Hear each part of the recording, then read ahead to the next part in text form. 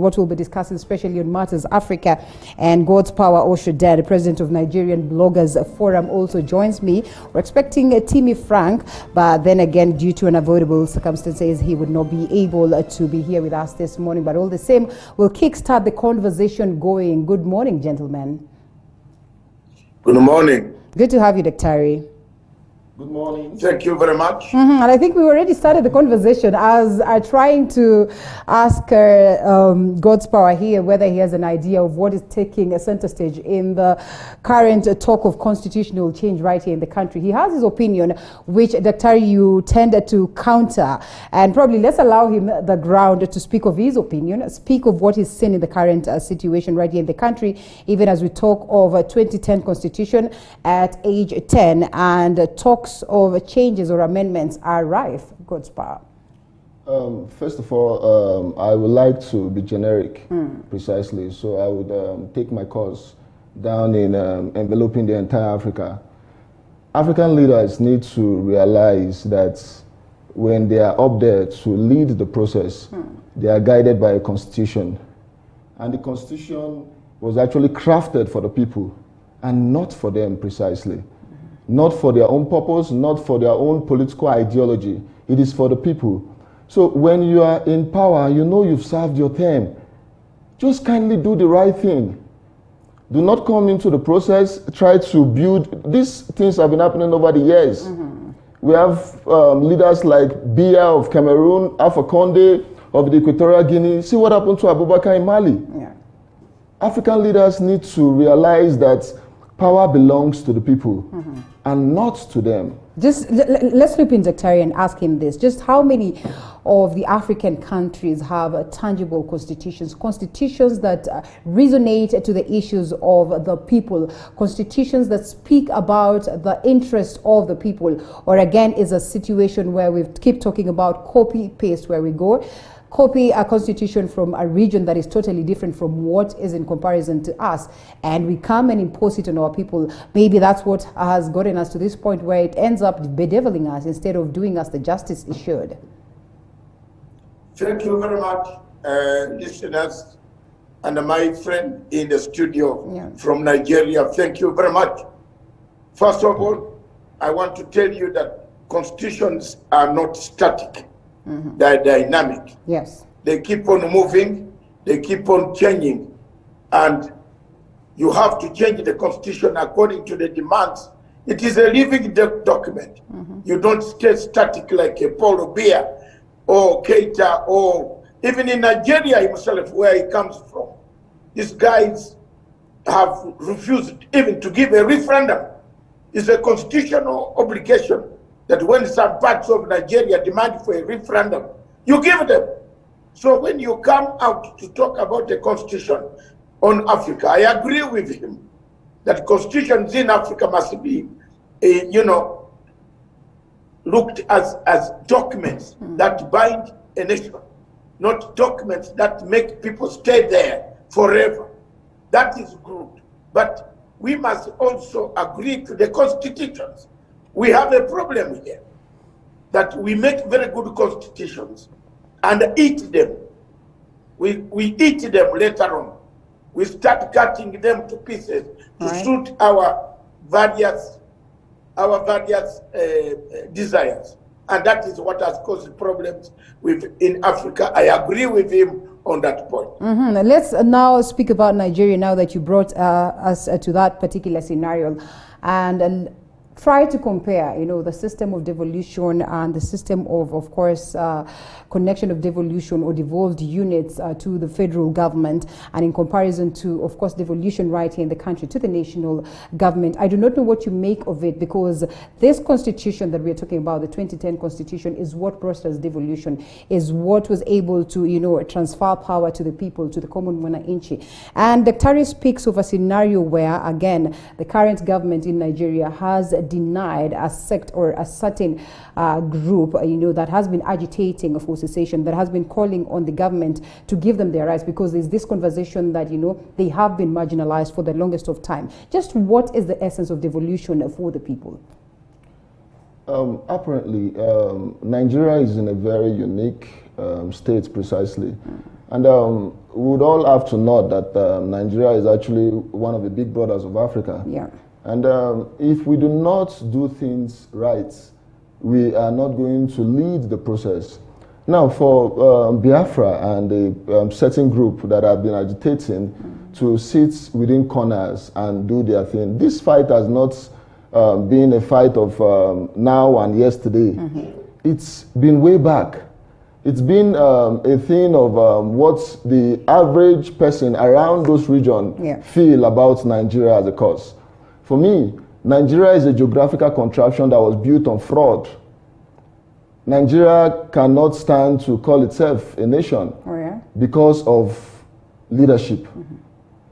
Now, the average Nigerian politician is out there for just his or herself.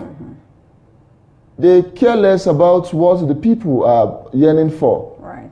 And that has actually, the cause of Nigeria has actually spread into the other part of Africa. Now, look at Ghana and Ivory Coast, for example. They produce 50% of the world entire cocoa. But Switzerland, who doesn't produce cocoa at all, determines the price of chocolate. Chocolates, yeah. That should tell us where our Africa is going to. That should tell us where the big brothers have led us to. Now, the unique case of the Biafra is actually going to run into a very vast debate. And I perceive it's not something we can entirely discuss now and tomorrow, because it is very sensitive. It's a volatile I can't hear you at all. You cannot hear us? I'm not hearing you at all. I've not heard anything from the gentleman. I believe there's some misconnection. I'm just seeing you now again. All right, is that okay? Okay, well, maybe probably you can, yes, enlighten Dr. Tari on what you've just said. So, for me, I feel we can look around and help ourselves. Now, in terms of constitutional divergence, if you are going to amend the Constitution, the people need to be involved. Right. The people need to embrace the process at which it's going to go, so that it can be transparent, so that they can know that leadership is around them. Right. We can exempt countries like Rwanda. Paul Kagame, President Paul Kagame, for example, the people still want him to be there. So if they amended their constitution, it is the will of the people. This almost happened in Nigeria some years ago, when President Olusegun Obasanjo was president, and His Excellency Alhaji Atiku Abubakar was the vice president. President Olusegun Obasanjo wanted to amend the constitution against the will of the people. So that consciousness to see what the people truly want, and not what it's around your confined, not just your confined, your selfish confined. Let me play the devil's advocate before we loop in Dr. Tari and ask this. In most cases, yes, we say it's the will of the people, but just how much do the people, or, you know, to what extent does, you know, the common mwananchi, or so to speak, the citizen, understand in terms of what, of course, is their right, what is their will, and how many are out there to have, are willing to have candid and sober discussions that revolve around their will, that revolve around what it is that is supposed to be rightfully theirs. Because, for instance, I'll still paint the picture of Nigeria, I'll still paint the picture of Kenya as it stands, and most of other African countries. You find that there's been so much division within the people themselves, division within the locals themselves, such that it gives, you know, the leadership a leeway. And we'd want to argue that it's divide and rule. But in real sense, again, the ultimate answer lies with us. How many of us are willing to come and work together as a people? So at least eventually our say will sail through. That's actually a very good one. You know, it still boils down to what the founding fathers, the likes of Thomas Biosagofo, Kwame Nkrumah, Thomas Sankara, Modibo Keita, and co. You know, the Olympians, when they gathered in Addis Ababa, they discussed about the essence of Africa uniting. Hello? Yes, Dr. Tari. They discussed about the essence of Africa uniting. I am not hearing anything from this gentleman, but just pose a question to me. I think you need to organize your equipment. Yes, I Dr. can't hear anything that you are saying.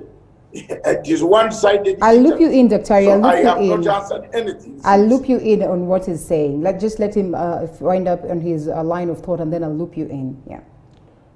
Okay. Now, when they gathered, they discussed about Africa uniting. Right. They discussed about Africa using one currency. If I move from Lagos and I land in Nairobi, my naira becomes useless. I was coming to Kenya, I had to go and apply for an online visa, an e-visa. Yeah. Why is Africa not using one passport? Why have they divided us with tribalism? Why have they puked us with religion? If we are going to move, we need to start realizing that we are all one. Nice. We need to stay away from tribalism because these are some of the dotted problems that Africa has been suffering from for many decades now. Dr. Ari, the youth of Africa are coming out to now speak of the ills of the leadership, and they pinpoint key issues that have derailed Africa. Today we still grapple and talk about an integrated Africa. Today we still talk about a corruption-free Africa. Today we still talk about an Africa that is going to use the same currency. But amid all these efforts, amid all these conversations, they just remain as conversations. They just remain as policies on paper, but not implemented at all. And according to what he says, this is squarely faulted on the leadership. What would you say? 100% I agree. Very, very much. So he has a point there. Yeah. And most of the leadership in Africa speak from one mouth, from the other side, and talk in another side. There is no concrete plan to integrate Africa. For example, it is only Kenya that allows people to come in without visa, and you get your visa at the airport. But when you want to go to Nigeria from Uganda, you need a visa at the airport in Lagos or Abuja. Double standards. South Africa, we allow South Africans to come in this country, Kenya, Uganda, everywhere. But when you want to go to South Africa, you are treated like a person who has come from planet Venus or Mars. So we have no common policy at all. There's no common policy in Africa. There's no common policy about integration. Dr. Ari, then why should we about- still hold the regional bodies? Why should we still have the African Union standing and, incorporating? There is no African Union. Oh, yeah? Who tells you there is African Union? There's no African Union. It's dead. Is it? Yes, African Union is dead. It's captured by the French. What then is the role of the African leadership, Union the was African leaders? captured- African Union was captured by a non-African state power that created chaos. You see the chaos that is in North Africa, Yeah. from Libya, Mali, Boko Haram, Sahara region, Burkina Faso, Niger, Ivory Coast. There is something going on around there. There is a war, a terrorist war that has come in. African Union, the French have taken African Union. We don't have African Union anymore.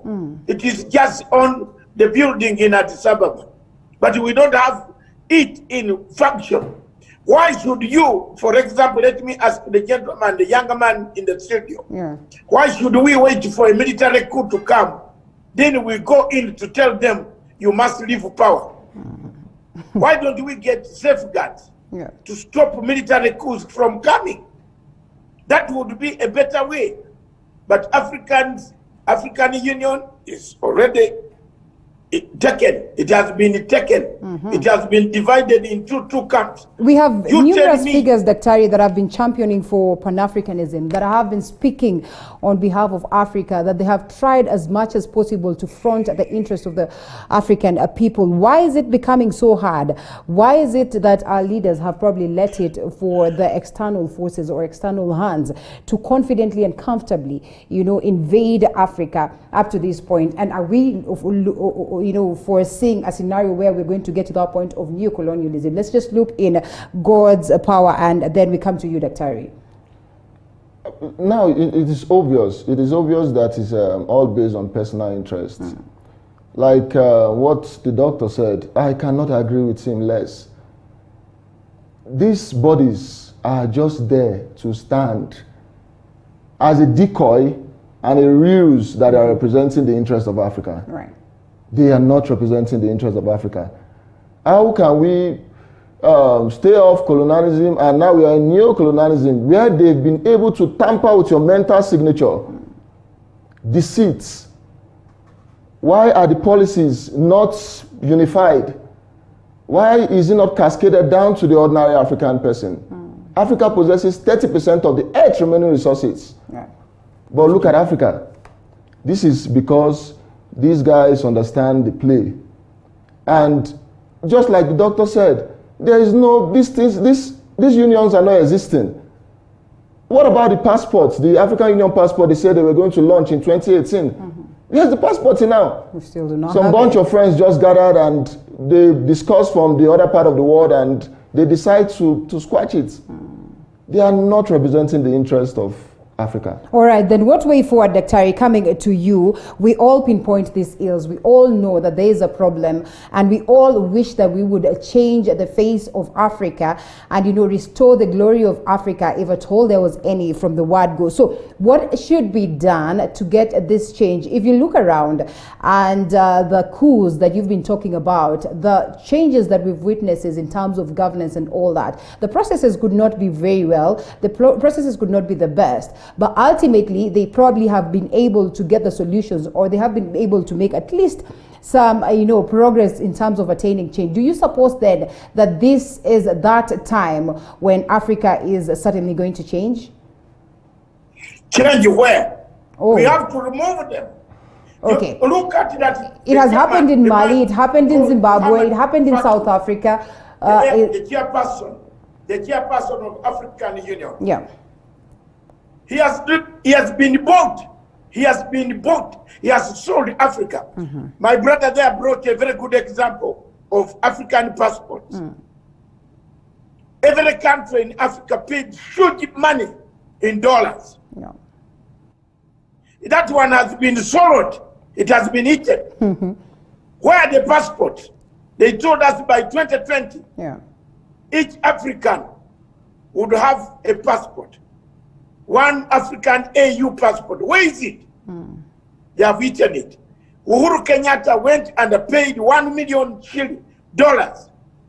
to create an African court for human rights and crimes against humanity, so that we don't take our people out of Africa to go and seek justice in Britain, in Europe. That money, if you look at it, you can't account for it today in AU. Let me tell you, AU is a disgrace. The current chairman of AU must be removed in order for AU to work. Look at the conflict in Cameroon. Paul Biya has been killing his people every day. This AU has not even called a summit to talk about the killings in Amazonia. I am not from Cameroon. I'm not from Nigeria. But the killings that are taking place in those countries pain me as an African elder. And I feel so sad when African Union cannot call President Paul Biya and tell him, stop killing other people. Sit down on table. Discuss the future of your people. It is sad. So Linda and my colleague in the studio there is no African Union. African Union was grabbed by French hegemony. African Union killed Libya. The French came and dismembered Libya. They are looting oil. Why are they in Mali? You know, in Mali, the French are watching. They watch the troops go to the palace and pick a president who was elected. We have the biggest contingent of French soldiers in Mali. Why didn't they stop these soldiers? Because they wanted Mr. Keita, they had used him enough. You know, they use you and they use you. Then you go and you are buried in Paris. You will see very soon Mr. Keita will go and be buried in Paris, like a Mabutu, like a Sese Seko, Mabutu Sese Seko, Bokassa, all these French presidents in French-speaking countries, their graves are in Paris. So, look, they tell me, when will Africa be united? Impossible. All right. When will Africa be united? Yes. And in that case, then, when we speak of an elusive unity of the African continent, do you suppose then, as a youth, that probably this is beyond the powers of the leadership of Africa? Because every other time we listen to them, while it could be sheer talk, they seem so genuine in wanting an African that is united, is progressive for that matter. But it looks like what Dr. says, that there is the hand of the West. Is it then beyond us as Africans? Well, the consciousness can only sit on the table when we give it attention. And my father always say, if a system wasn't built for you, it can never work for you. Okay. Now, the average African youth grow up realizing that this system is not for me. Let me go seek solace somewhere in the Western world and start a life for myself. We cannot say these problems have gone beyond board, because whatever problem has a solution is not a problem. So this is not a problem. The original problem is the African leaders. Yeah. That is the original problem. They are no longer leaders, they are dealers. Because they love to sit on the negotiation table to talk about these things. And when the Western world come into play, they sit with them, they try to rave around your policies so that they can evade the interests of Africa.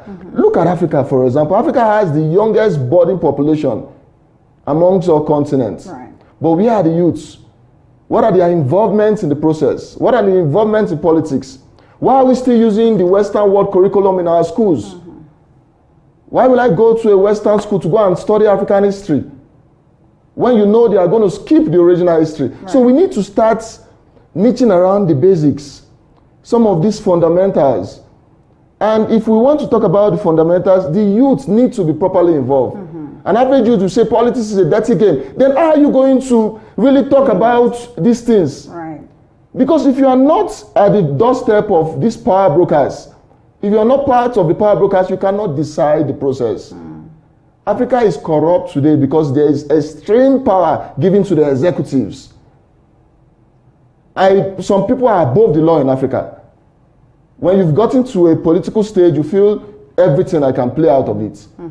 So the youth need to start realizing that Africa is not for these guys. Africa is for all of us. And speaking of which, Dr. how then do the youths get space on the table? Because for the longest of time, and they'll tell you for free, they keep arguing that the oldies do not want to exit the stage. The oldies want to stick to power. The oldies still maintain the same politics. The oldies have their interests at heart. Where then do the youths come in this? First of all, let me tell you, this is a very interesting topic. It needs actually direct intervention. I wish I was in the studio. I would confront my young man there. Let me tell you, the youth want power, but they don't know what to do with it. Okay. Yes. They don't know what to do. If youths have grown looking involved in shaded deals, if you look at every youth now, is either involved in looking for someone who can supply something in order for him to get something. All right. Instead of having a youth who can innovate in an industry, create an industry, and bring an industry to his country, such that the country can benefit the others. Youths are involved in shady deals. Let me leave that one aside. But before you leave it aside, just who is supposed to nurture the youth? Who is supposed to, enlighten the youth on what? When I grew up, let me tell you, Linda. Yes. When I grew up in 19 I grew up early 50s, 80s, sorry, 60s, 70s. A coup in my country found me already in bitterness. Okay. I joined the army in 1978 at the age of 18, about 17, 18 there. I've known, there is one word that I have known all along. Positive neutrality, constructive criticism. The youth of Which today, you think the youth lack? they do, yes, they lack. They lack constructive criticism. Do you agree to They that? just want to take over power, but they don't have constructive ideas. For example, let's come back to Kenya so that this program can benefit some people in Kenya. Yeah. Why do you want to become a chairman of a corporation when you don't know even how to conduct a meeting? Okay. Yes, the youth here in Kenya cry for posts, but you don't know how to conduct a meeting. But how do they get to know if they're not given the opportunity, Doc? You better you better look for tools of analysis. Okay. Tools. Look at my brother there. My brother is very educated from his wording. Even if I have not seen him and I've given him a paper to write an exam, he's already educated. Nigerians have gone to school. They grow up knowing going to school. Some of the parts of Africa, like South Africa, people don't grow up going to school. They grow up sleeping. South Africa sleeps. They don't even know how to create a kiosk to sell food. They come and destroy people's property. That's why you see Nigerians, when they reach South Africa, they are hated because they are very progressive. Right. Somalis are very progressive. When Somali reach South Africa, within 1 month, a Somali has a corner shop. South African is sleeping and waking up to drink at 2 a.m. So let me tell you, youth have got to pull up their socks. They must stand up, not just to stand to say we are marginalized. It is like telling a women, oh, women are marginalized. Stand up. But is it not the case, Daktari? That's why we have affirmative action today, and I think I need to look to God's power. For what? So Why you do you can have defend, at least defend the youth. No. Aren't they getting involved? Let me tell you. All right. Let me tell you, because I will leave you with the guests in the studio. Let me tell you. Affirmative for who? Why should you have an affirmative on your right? Is it not necessary? You can beat these men. You can beat men. In UK, United Kingdom, which has a democracy of 1,800 years, women only started voting in 1960. Okay. And today, we produce 2 women prime ministers. But that is why it's progressive, Daktari. That we have to start from somewhere. It is not progressive. Okay. You are talking of affirmative. Yes. Why should you be given a quota? Why should women in Nigeria compete with their phenomenon and the law? Is there no affirmative action in Nigeria? No. It should be there, don't you think? So there's need for space for women, for persons with disabilities, for youths to be incorporated. They're actually getting them. I think I agree with certain things that Dr. Arya has been talking about. Now, if I would position it with the essence of the youths not being ready, like in Nigeria, for example, certain things are becoming rampant. They believe that the average youth don't want to be truly involved in certain things. Okay. They believe let's go around corners, let's find a way to make money. Now, the country has made them that tough because the system is not flexible enough for them to operate. Right. Even when they know what Nigeria as a country has. Nigeria is one of the richest countries on earth in terms of natural resources. But look at the rate of poverty. Now, I'm not excusing the fact that the youth are ramping around to make it, because if you pass through shortcuts, you'll be cut short. It is high time the youth starts getting involved. It is high time these guys, these leaders, these political leaders start creating the opportunities for the youth to be involved in this whole stuff. Yeah.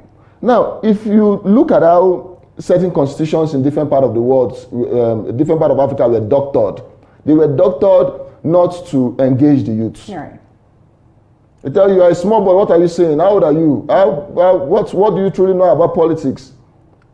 They first rape your confidence in what politics truly stands for. Yeah. They first rape your confidence in what the process, the progress of the economy should be, in what you as a young person should think about. I'm not even going to fault the Western world that they've actually created neocolonization. Our leaders themselves are the ones that have created that neocolonization.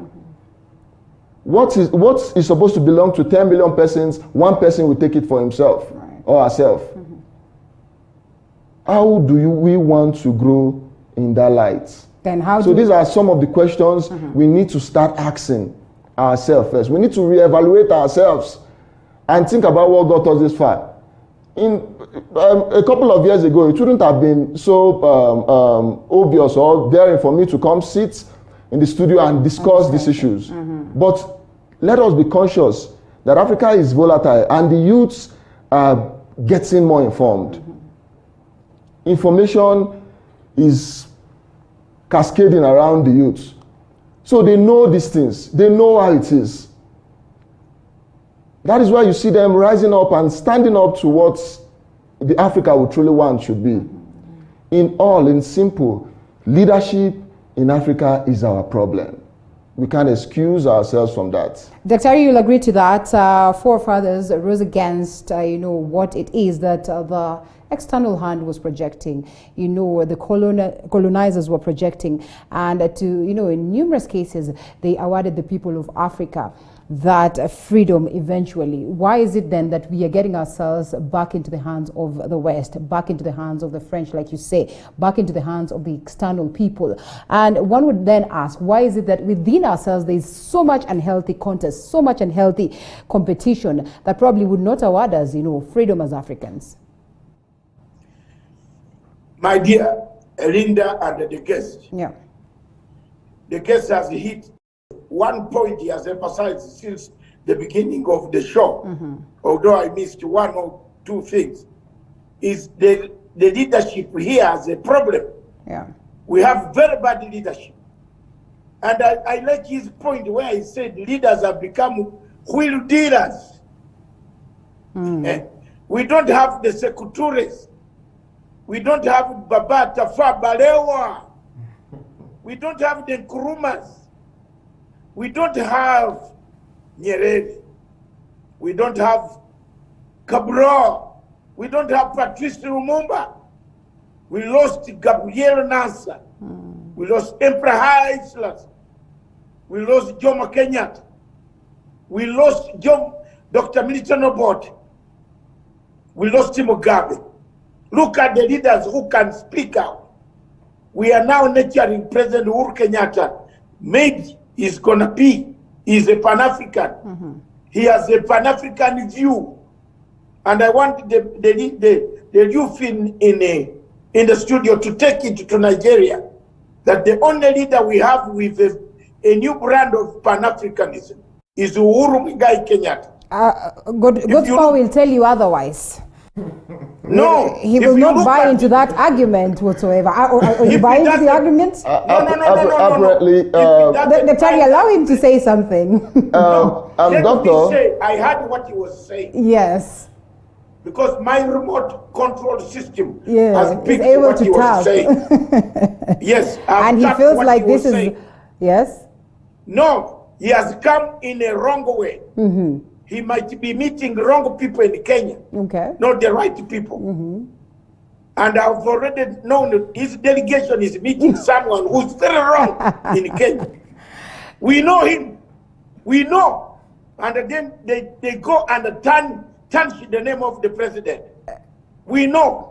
And I want to advise this guy here. The conversation is in black and white, Dr. And I think he has the right to, his position. No problem. I have no problem. But when you were asking where the other guest was, Yes. I know who the other guest is. Hold it right somewhere. there. Hold We it know. right there. Daktari, you're here. I think it is time to say something so at least also the viewers can get to know what his thought is. And then we come back to you so you can enlighten him. Probably he's met the right person in the country. Well, in light to Pan-Africanism, anybody can be a Pan-Africanist by mention of what you actually feel about Pan-Africanism, by engagement of your sentiments too. And I would not share Doctor's sentiment if he's singling out one particular person and say this is the only leader we know in Africa, precisely. Now, for me, I'm a journalist, and I am the president of the Nigerian Bloggers Forum, meaning I understand the essence of the media in this process. Media is the biggest voodoo you can think of. And him saying the President Kenyatta is the only Pan-Africanist and the only leader in the process, and me, I've been meeting wrong persons precisely. It might be his own sentiment. I learn from everybody because my own understanding, for example, I'm coming to Nairobi to come study, do my master's in history. Right. I have scholarships in Canada, in the United States, but I want to do it in Africa. I want to understand the proper history in Africa. So if I'm in Nairobi, if I'm in Kenya, and I'm trying to understand the system, study the process, it's for my own knowledge. I provide content for big media houses globally. And the understanding of politics, in the first thing you should understand in every land, it is how the politics are being played. I'm not exempting anybody whenever I talk about the leadership in Africa. Right. I'm not exempting anybody when I talk about leadership. So when we were discussing about the present situation of Kenya, we are still going back to the same thing. Right. The same, let's see what the Constitution can do to play favor around us. I don't like mentioning names in my own criticism, but I'll keep saying it once it's your time and it is against the people's will around that same constitution. Don't doctor it to fit yourself. Daktari, as we get to wind up.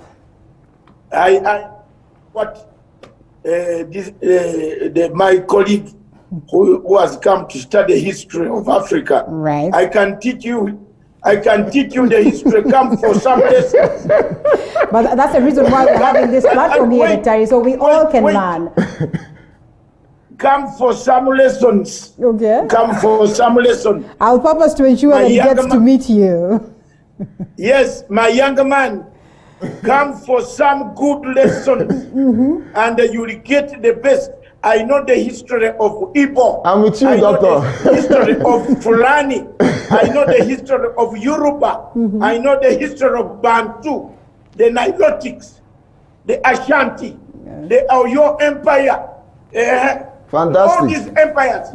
I can recite for you. This is the knowledge that you always do not want to impart to the youth, right?